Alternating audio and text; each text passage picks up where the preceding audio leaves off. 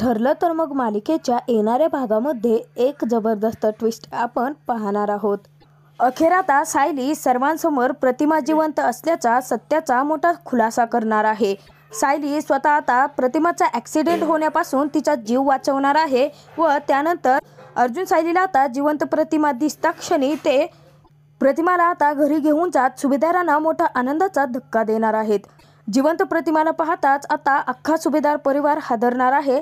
तर तिथे आता दुसरी एक गोष्ट उलगडणार आहे, ती म्हणजे जी प्रतिमाची बॉडी होती ती आपली प्रतिमाच आहे म्हणून त्याच्यावरती अंत्यसंस्कार केले होते आणि त्या कारस्थानामागचा खरा सूत्रधार नागराज प्रिया आहेत, हे सत्य आता अखेर सर्वांसमोर उलगडणार आहे। तर ज्यावेळी प्रतिमा इकडे आता सुभेदारांच्या घरामध्ये पहिलं पाऊल ठेवणार आहे तर त्यानंतर प्रतिमाला सगळा भूतकाळ आठवणार आहे। सायली अर्जुन आता प्रतिमाला कसं घरी घेऊन जाणार आणि त्यानंतर आता प्रतिमा जिवंत असल्याच्या सत्याचा खुलासा होताच जी डेड बॉडी आपण जाळली होती ती प्रतिमाची नसल्याचा खुलासा नक्की कसा होणार व त्या कारस्थानाचे खरे सूत्रधार नागराज प्रिया आहेत, हे सत्य नक्की कसं उलगडणार हे आपण या व्हिडिओमध्ये पाहणार आहोत। तर व्हिडिओ शेवटपर्यंत नक्की बघा। अर्जुनने आता प्रियाला सुभेदारांच्या घरी बोलावून घेतलेलं असतं। जेव्हा प्रिया आता सुभेदारांच्या घरी आलेली असते तिला पाहता क्षणी पुन्हा तिच्या रागाचा पारा आणखीनच चढलेला असतो आणि प्रिया तिथे विचारते की तन्वी, तू इथे कशासाठी आली आहेस? मी तुला या घरात येण्यासाठी बंदी घातली आहे ना?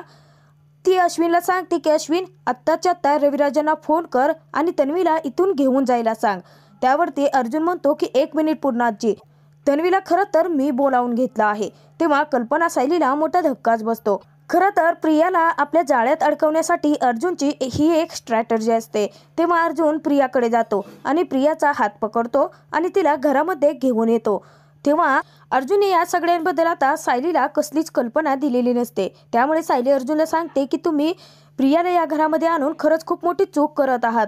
तुम्हाला कळतंय का तुम्ही काय वागताय? त्यावरती अर्जुनवर आता सायलीवरती खूप ओरडतो आणि तिला सांगतो की या सगळ्या गोष्टीमध्ये तू अजिबात बोलायचं नाही।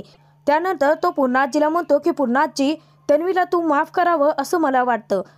पूर्णाजीला मोठा धक्काच बसतो। परत सायली आता मध्यस्थी करते आणि अर्जुनलाच बोलते की तुम्ही खूप मोठी चूक करत आहात। त्यावरती अर्जुन परत चिडतो आणि सायलीला उत्तर देतो की तुला सांगितलं आहे ना तुझं तोंड बंद ठेव म्हणून। तेव्हा कल्पनाला आता मोठा धक्काच बसलेला असतो। तर सगळे सुभेदार परिवार अर्जुनकडे चकित होऊन पाहतात, कारण जेव्हापासून सायली सुभेदारांच्या घरामध्ये सून बनून आलेली असते तेव्हापासून अर्जुन कधीच सायलीवरती ओरडलेला नसतो। सर्वांसमोर त्याने फक्त तो सायलीवरती जीवापाड प्रेम करतो एवढंच दाखवलेलं असतं। परंतु अर्जुनची स्ट्रॅटर्जी अजूनही सायलीच्या लक्षात आलेली नसते आणि सायली खूप हर्ट होते। तर त्यानंतर अर्जुन पूर्णाजीची समजूत घालतो। तो म्हणतो की पूर्णाजी, तन्वीने माझे आणि सायलीच्या बाबतीत जी काही चूक केली आहे त्यासाठी मी स्वतःहून तिला माफ करतोय, परंतु मला असं वाटतं की तू सुद्धा माफ करावंस, कारण तन्वीचा तुझ्यावरती खूप जीव आहे आणि तुला माहिती आहे ना की माझ्या क्यूट पूर्णाजीसाठी मी काहीही करू शकतो। तेव्हा आता पूर्णाजी सांगते की परंतु अर्जुन, त्यावेळी तर तूच मोठा तमाशा केला होता ना, तूच तन्वीला घराच्या बाहेर जायला सांगितलं होतंस ना, मग आत्ता काय झालं?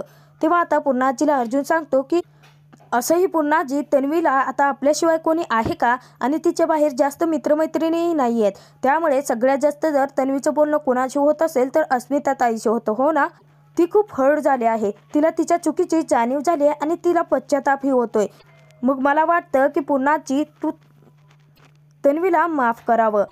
प्रिया सुद्धा आता नाटकं करायला लागते। ती म्हणते की पूर्णाजी, मला माहिती आहे की माझ्या हातून खूप मोठी चूक झाली आहे आणि त्यानंतर अर्जुनला व्हिडिओ पाठवून जो मूर्खपणा मी केला आहे त्यासाठी मी तुझी मनापासून माफी मागते। पण प्लीज पूर्णाजी, मला या कुटुंबापासून दूर नको ना, पाठवू नको ना। मला माझी माणसं हवी आहेत, तीही माझ्या हक्काची, माझं कुटुंब हवं आहे। तेव्हा आता पूर्णाजी सांगते की जर अर्जुनचीच काही हरकत नसेल, अर्जुनच्या बाबतीत तू चूक केली होती, मग आता अर्जुनलाच वाटत असेल तुला माफ करावं तर मी तुला माफ करते तन्वी। तेव्हा आता प्रिया खूप खुश होते आणि प्रियाला वाटतं की अर्जुनने हे सगळं काही आपल्यासाठी केलं आहे, आपल्यावरच्या प्रेमासाठी केलं आहे। परंतु अर्जुनने स्ट्रॅटर्जी वापरलेली असते, कारण अर्जुनने प्रिया तिच्या तोंडून खुनाच्या रात्रीचं सत्य वदवण्यासाठी एक सापळा रचलेला असतो। तर त्यानंतर अर्जुन फक्त आपलाच आहे आणि तो आपलाच होणार या विश्वासावर प्रिया ठाम होते आणि अर्जुनच्या जाळ्यात अचूकच अडकते।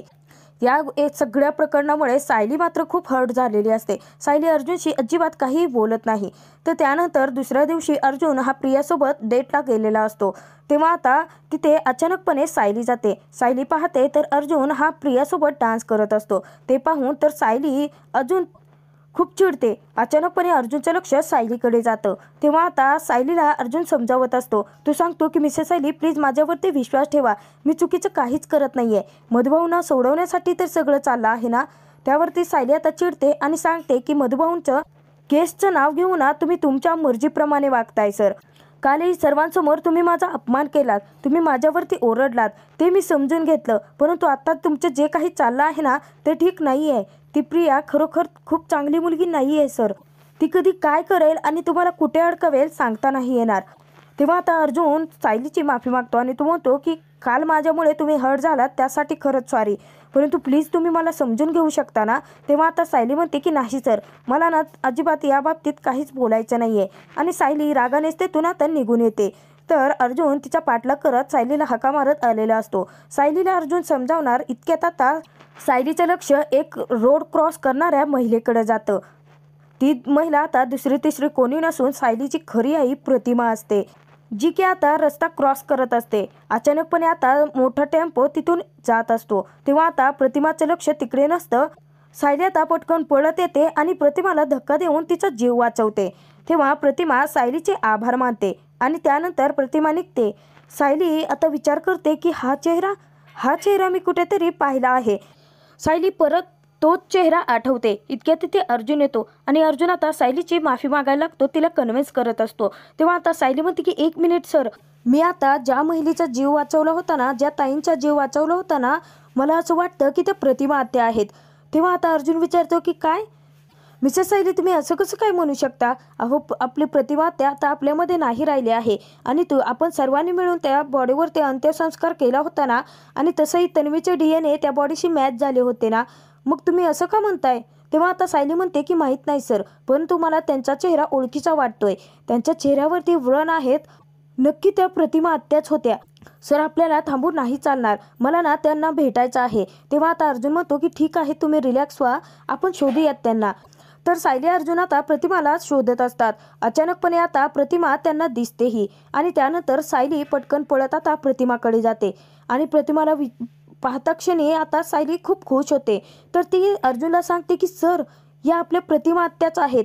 तेव्हा आता अर्जुन जातो आणि जेव्हा प्रतिमाला पाहतो तेव्हा अर्जुनला सुद्धा मोठा धक्काच बसतो. तर सायलीचा संशय तिथे खरा ठरला असतो, कारण ती खुद्द स्वतः प्रतिमाच असते.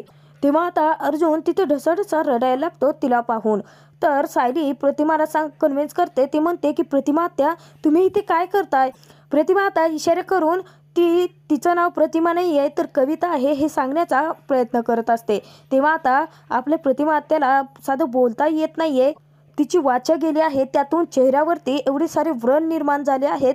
हे पाहून अर्जुन खूप जास्तच दुःखी होतो. त्याला तिच्याबद्दल खूप वाईट वाटायला लागतं. तेव्हा आता सायली सांगते की बरं ठीक आहे, परंतु ताई प्लीज माझ्यासाठी एकदा तुम्ही माझ्यासोबत येऊ शकता का.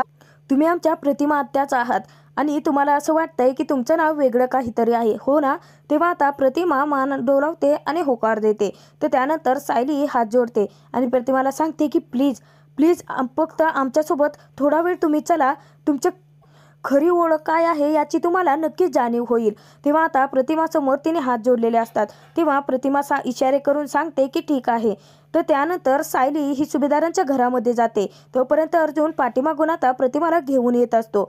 जेव्हा आता प्रतिमा त्या घरामध्ये पाऊल ठेवते, बाहेर लॉनमध्ये पाऊल ठेवते, गेटच्या आत जेव्हा प्रतिमा आलेली असते तेव्हा तिला अख्खा भूतकाळ आता हळूहळू आठवायला लागलेला असतो.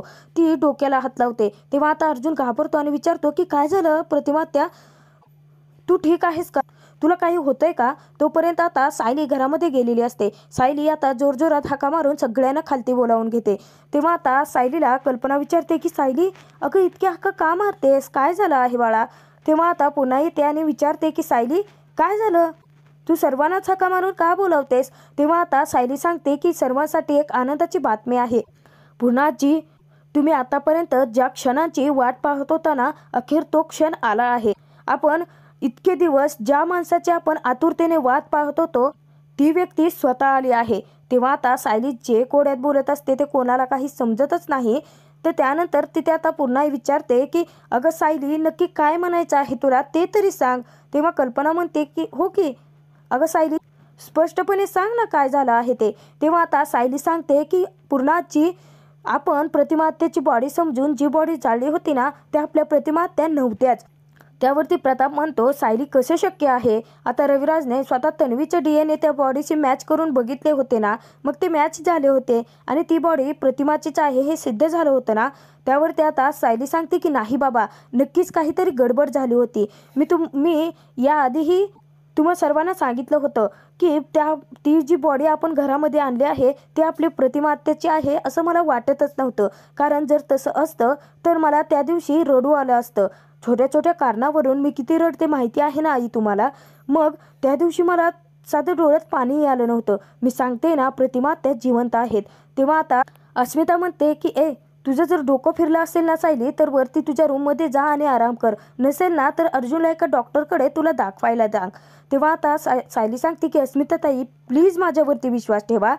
इतक्यात आता अर्जुनने पाठीमागून प्रतिमाला आणलेलं असतं. तेव्हा आता सायली म्हणते की ठीक आहे, तुमचा माझ्या बोलण्यावरती विश्वास बसत नाहीये ना, मग आता स्वतःच पहा. आणि सायली अर्जुनला अहो अशी हाक मारते. तेव्हा आता दारामध्ये अर्जुन प्रतिमाला घेऊन उभा असतो. सुभेदारांसाठी हा सोन्याचा दिवस उगवलेला असतो. आतापर्यंत 25 वर्ष पूर्ण हिने आतुरतेने जिची वाट पाहिलेली असते तिची ती मुलगी अखेर परत आलेली असते. सगळा सुभेदार परिवार आता खूप खुश झालेला असतो. किंवा आता सगळ्यांचा सायलीच्या बोलण्यावरती विश्वास बसतो.